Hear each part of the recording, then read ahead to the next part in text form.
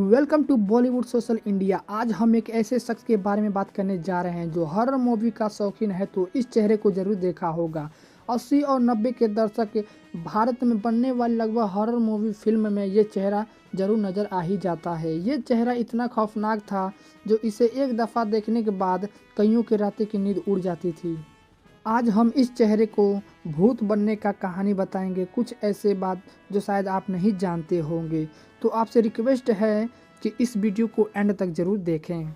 20 दिसंबर 1949 में देहरादून का काशनगर में एक बच्चे का जन्म माँ बाप ने नाम दिया था अनिरुद्ध। 10 भाई में से ये 8वें नंबर पैदा हुए थे। अनिरुद्ध के पिता देहरादून में पहाड़ी बाजार में आलू और राजमा के डीलर थे। अनिरुद्ध के पिता का नाम अनिरुद्ध अग्रवाल है।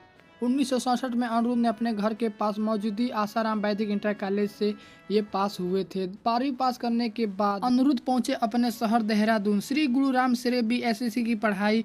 घर से कॉलेज 40 किलोमीटर दूर था, पर पिता की इजाज़त से उन्होंने कॉलेज के पास एक कमरा ले लिया। लंबे डील डॉल के चलते इन्हें अच्छी खासी चलती थी। ये छात्र राजनीति में भी एक्टिव हो गए।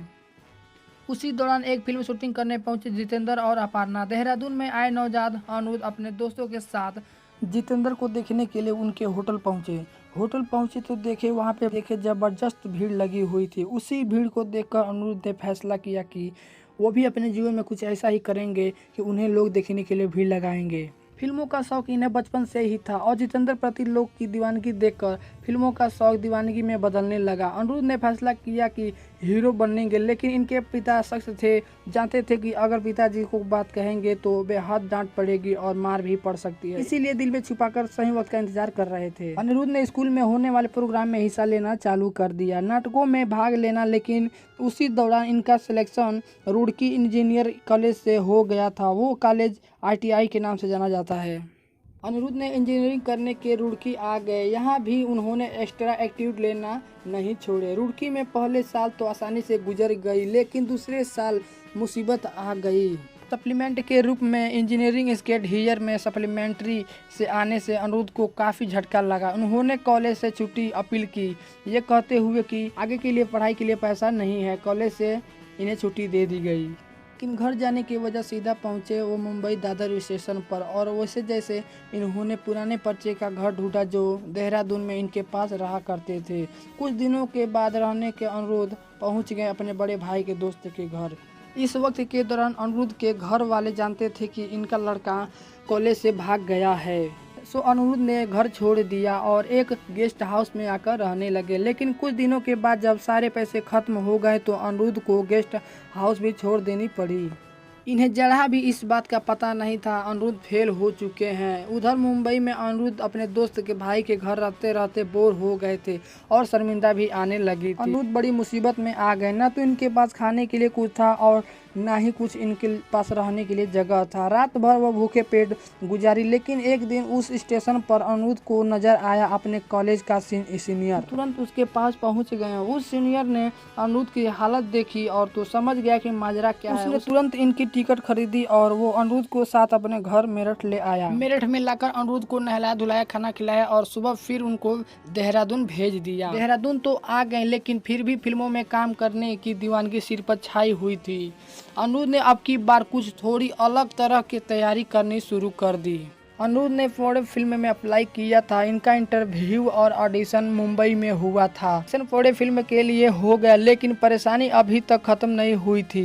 पर घर वालों ने अनिरुद्ध को धमकी दी थी कि इन्हें इंजीनियरिंग करनी पड़ेगी, मगर इंजीनियरिंग की डिग्री पूरी नहीं की। घर से उन्हें एक पैसे की मदद नहीं मिली। मजबूरी के मारे अनिरुद्ध को मुंबई छोड़ देनी पड़ी और फिर रुड़की कॉलेज में आना पड़ा। 4 फीट 4 इंच लंबे आदमी अनिरुद्ध ने एक गौर किया कि लोग इनसे डरना शुरू कर दिए थे और लोग इनके पास ज़्यादा ठहरते नहीं थे। अनिरुद्ध समझ नहीं पा रहे थे कि ऐसा क्या हो रहा है। फिर एक दिन शीशे के सामने अपने आप को निहारते हुए देखे और एहसास हुआ कि इनके शरीर के हिस्से कुछ बढ़ रहे हैं। ये देखकर अनिरुद्ध घबरा गए और तुरंत से मिले। डॉक्टर ने जांच किए तो बताया कि पिट्यूटरी में ट्यूमर है, इसी वजह से आपके अंग बढ़ रहे हैं। अनिरुद्ध अपना इलाज करा ही रहे थे। उसी दौरान मुलाकात एक आदमी से हुई। उस आदमी ने अनिरुद्ध से कुछ बात किया और अचानक पूछा, क्या आप फिल्म में काम करना पसंद करोगे। शुरुआत में लगा कि शायद आदमी मजाक उड़ा रहा है, लेकिन थोड़ी देर बाद एहसास हुआ कि आदमी सही बोल रहा है। लेकिन अनिरुद्ध ने जवाब दिया, हाँ, काम मिलेगा तो क्यों नहीं करेंगे। आदमी ने अनिरुद्ध से कहा कि आपको जल्द से जल्द राम ब्रदर्स से मिलना चाहिए। उनके कहने पर अनिरुद्ध ने अगले ही दिन राम ब्रदर्स से ऑफिस मिलने पहुंच गए। और जो फिर अनिरुद्ध के साथ क्या हुआ उसके बाद अनिरुद्ध ने कभी अपने सपने में भी नहीं सोचा था। उस समय राम ब्रदर की जोड़ी हॉरर फिल्म के लिए मशहूर थी। अनिरुद्ध से मिलने से पहले राम ब्रदर ने 2 गज के नीचे और बंद दरवाजा फिल्म बनाई थी। पुराना नाम के फिल्म की शूटिंग लगभग कंप्लीट हो चुकी थी, लेकिन शैतान वाली हिस्सा अभी बाकी थी। राम ब्रदर को पुराना फिल्म में शैतान वाली रोल के लिए एक ऐसा शख्स का जरूरत था कि जिसकी काया देखने में एकदम शैतान जैसी हो।